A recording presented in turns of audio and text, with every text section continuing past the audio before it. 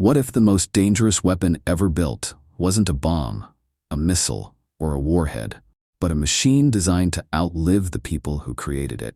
A system engineered to function after every general, every politician, and every man or woman with the authority to stop it had already been incinerated. And what if that machine was still switched on? For decades, Western intelligence agencies operated on an assumption that nuclear war, however catastrophic, would ultimately require a human being to press a button. That somewhere in the chain of events leading from provocation to annihilation, a person would have to give the order. They were wrong. Because deep within the Soviet military apparatus, engineers and strategists had been working on something that would render that assumption obsolete, a system known internally as perimeter, and known in the West by a name that speaks to its true nature. They called it the dead hand. The origins of perimeter can be traced to the early 1980s, when Cold War tensions between the United States and the Soviet Union reached a pitch not seen since the Cuban Missile Crisis. Ronald Reagan had entered the White House in January of 1981 with rhetoric that described the Soviet Union as an evil empire, and a military budget that doubled within his first term. In March of 1983, he announced the Strategic Defense Initiative, the so-called Star Wars program, which promised a space-based missile shield capable of intercepting Soviet warheads in flight. The Kremlin did not interpret this as a defensive measure. They saw it as the final piece of a first strike capability, a nation that could attack without fear of retaliation. Soviet leader Yuri Andropov, who had spent 15 years running the KGB before ascending to the general secretaryship, was already consumed by paranoia. He had launched Operation Ryan, a vast intelligence-gathering initiative designed to detect the first signs of a Western nuclear strike. KGB agents across Europe were ordered to monitor everything from blood drives at military hospitals to unusual activity at government buildings, searching for evidence that NATO was preparing for war. In this atmosphere of dread, the Kremlin's military planners confronted a terrifying vulnerability. The Soviet command structure was centralized, fragile, and slow. If American Pershing II missiles launched from West Germany, capable of reaching Moscow in under 6 minutes, the entire Soviet leadership could be destroyed before a single order to retaliate was given. The nation's nuclear arsenal, thousands of warheads strong, would sit useless in its silos. The greatest military power on Earth would die without firing a shot. The solution they devised was, by any rational measure, insane. Engineers at the Yuzhnoye Design Bureau began constructing a system that would remove the need for human command entirely. Perimeter would monitor a network of sensors scattered across Soviet territory. Seismometers measuring ground tremors consistent with nuclear detonations, barometers tracking sudden changes in atmospheric pressure, radiation detectors, and light sensors calibrated to register the blinding flash of a thermonuclear weapon. If these instruments confirmed that nuclear weapons had struck Soviet soil, the system would then check whether communications with the general staff remained intact. If the line to Moscow went dead, if silence replaced the voices of the men authorized to order a counterattack, then perimeter would conclude that the leadership had been destroyed, and it would act. The system would launch a series of command rockets, modified intercontinental ballistic missiles designated 15P0111, each carrying a specialized radio warhead instead of a nuclear one. These rockets would arc across the entire breadth of the Soviet Union, from west to east, broadcasting a single encoded signal as they flew.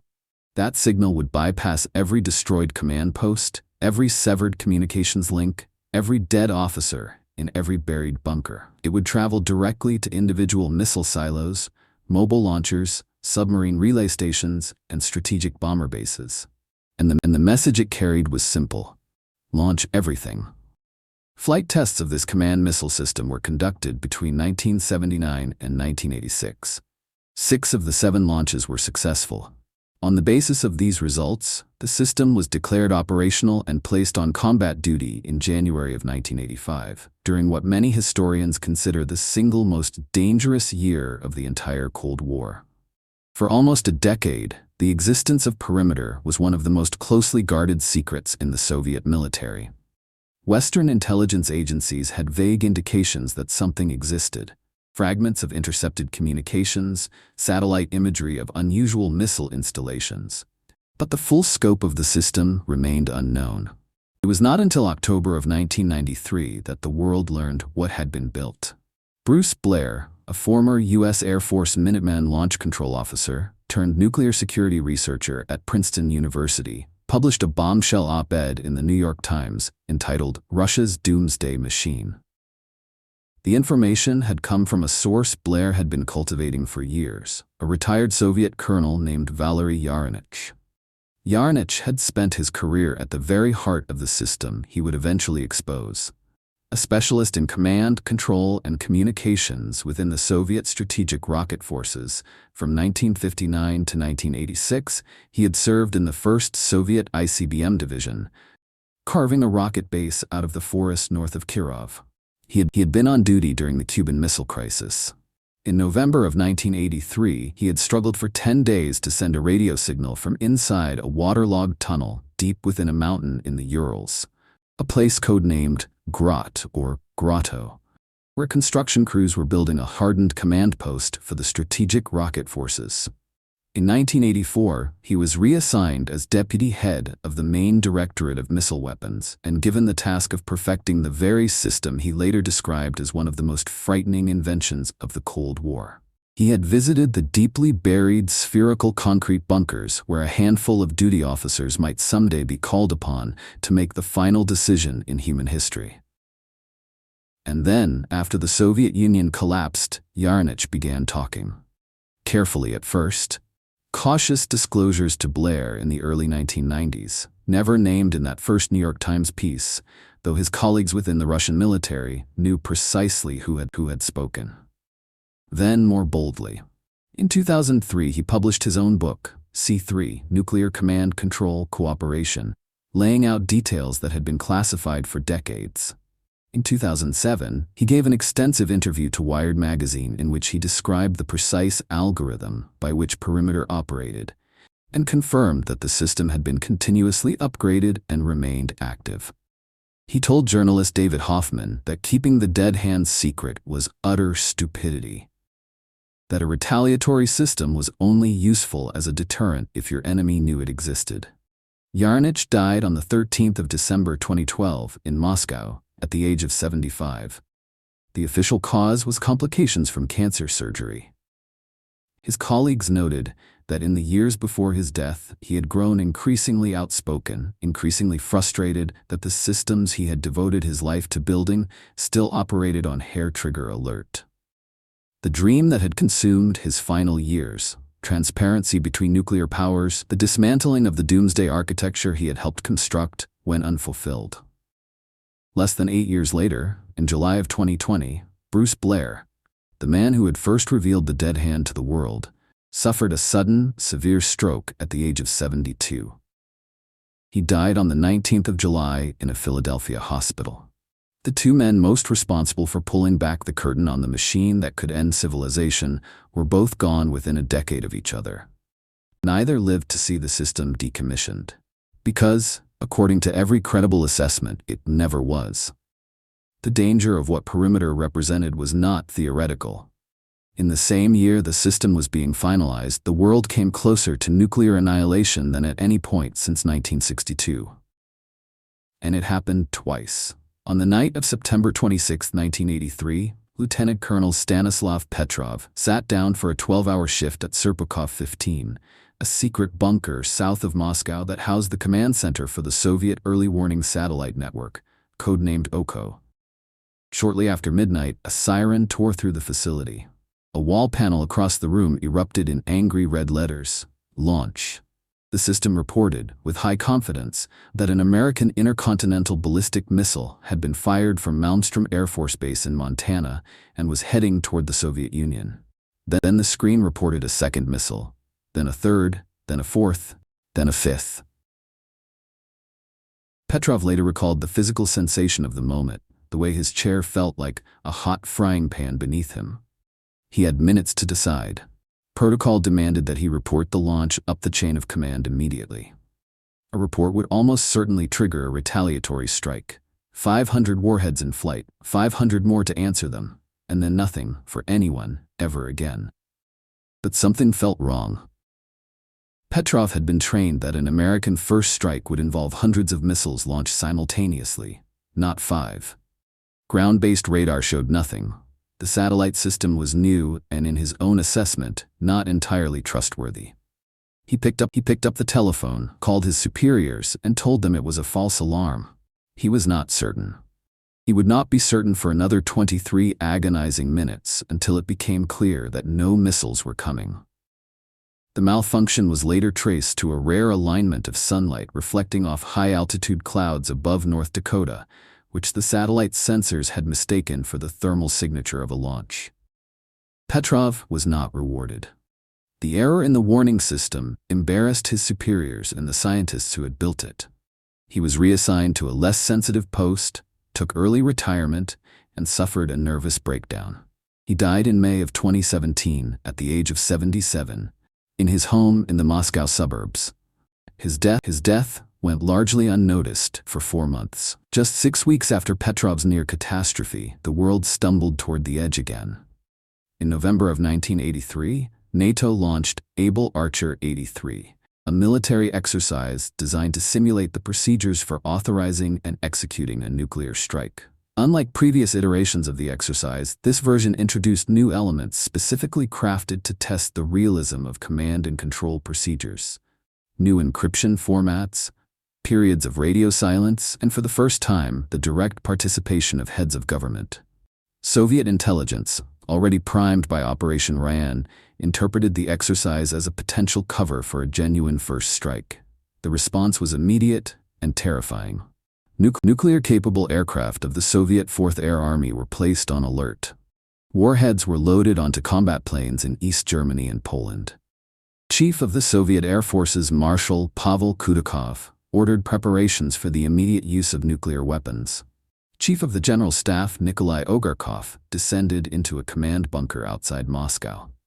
The escalation was observed in real time by Lieutenant General Leonard Perutz, the senior American intelligence officer stationed at the Able Archer command post.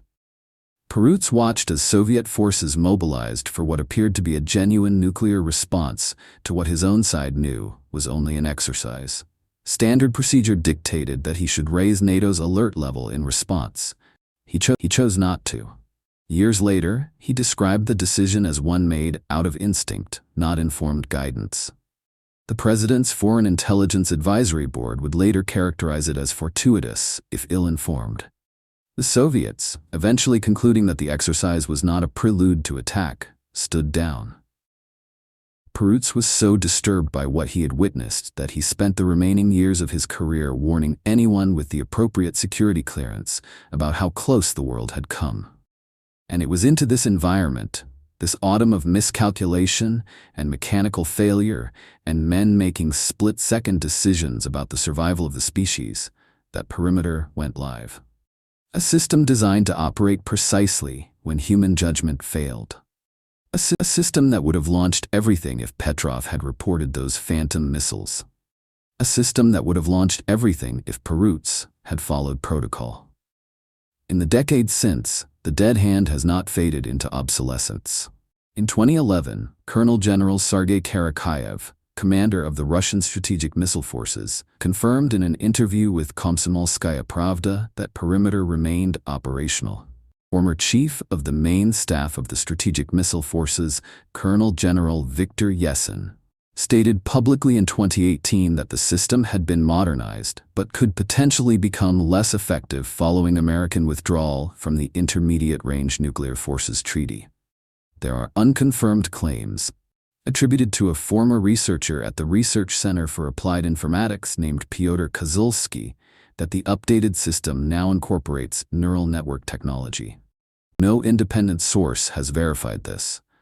No independent source is likely to be permitted to. And then there is the question of UVB-76.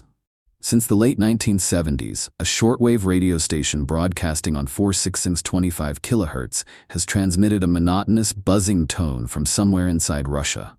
A dull, rhythmic drone, interrupted every few seconds by a foghorn-like pulse. Every few weeks, the buzz is replaced by a human voice, reading strings of numbers and Russian words in formats that have never been decoded. The station has never been officially claimed by any organization. Amateur radio enthusiasts and intelligence analysts have tracked its signal to locations near St. Petersburg and Moscow, but its precise purpose has never been confirmed. It is known only as the buzzer. The theory that has generated the most unease among observers is this: that the buzzing signal is a heartbeat. That its continued transmission means the system is functioning, the command structure is intact, and Moscow still stands. And that if the signal were to stop, if the drone fell silent because the transmitters had been destroyed, because the operators were dead, because the country that built it no longer existed, then that silence itself would serve as a trigger. The dead hand would interpret the absence of the signal the way it interprets the absence of a phone call from the general staff, as confirmation that the worst has happened, and it would respond accordingly. In 2010, the signal did go silent for 24 hours. It resumed the following day without explanation. No one has satisfactorily accounted for the interruption. The theory was neither confirmed nor debunked. It simply persisted, as it always does, in the space between what governments admit and what their machines are capable of. In July of 2025, this relic of Cold War engineering forced its way back into the headlines when former Russian President Dmitry Medvedev, responding to pressure from American President Donald Trump over the war in Ukraine, issued a public warning. Remember how dangerous the fabled dead hand can be. Trump responded by ordering the repositioning of 2 nuclear submarines. For a few days, the language of the 1980s returned. The posturing, the threats, the casual invocation of systems designed to automate the extinction of the human race. And somewhere inside Russia, the sensors continued to monitor. The algorithms continued to run. The command rockets sat in their silos, waiting for a signal that would send them screaming across 11 time zones, with the last order any military force would ever issue. The official position of nuclear strategists is that perimeter stabilizes deterrence, that the certainty of retaliation prevents the provocation that would require it, that the machine keeps the peace precisely because it promises to end it. Perhaps that is true. Perhaps the dead hand has done more to prevent nuclear war than any treaty ever signed. But there is another possibility, that somewhere in the chain of sensors and algorithms and command rockets, there is a flaw no one has accounted for. A satellite that mistakes sunlight for fire. A seismometer that reads an earthquake as an impact. A communications line that goes dead for reasons that have nothing to do with war. And that on that day, there will be no Stanislav Petrov sitting in the bunker, sweating on a chair that feels like a frying pan, making the decision to trust his gut over the machine. Because the entire purpose of the dead hand is to ensure that when the moment comes, no human being needs to be involved at all. The system was built to survive us. It was built to act after we are gone. And by every credible account, it is still active, still listening, still waiting. The question is not whether the dead hand works. The question is what happens when it thinks it should.